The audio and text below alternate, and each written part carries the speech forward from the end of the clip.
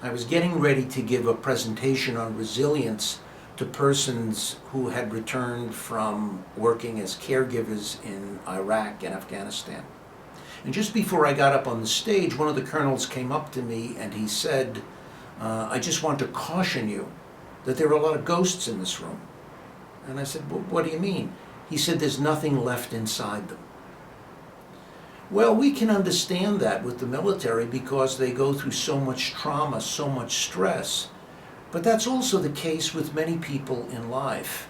It can be chronic stress, and maybe that's worse because it's so quiet, it's insidious. Marshall McLuhan, the author and media theorist, once said, if the temperature of the bath rises 1 degree every 10 minutes, how will the bather know when to scream? People don't know when to scream today. They're under such great stress. And I thought to myself, what does it take to deal with that stress in its core?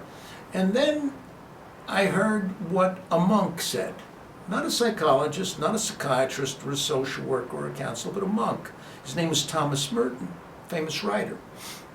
And what he did was he was walking past the day room and he saw an old monk, 50 years a monk, and he looked depressed. And he went in and he said, brother, are you okay? And he said, no, I'm not, actually. He said, I think I'm losing my energy, my joy, maybe even my faith after all these years. And I thought, what would I say to somebody who'd been a monk for 50 years? But what did Merton do? He smiled at the man, gently put his hand on the man's shoulder, and he said, brother, courage comes and goes. Hold on for the next supply. What we need today is a sense of courage.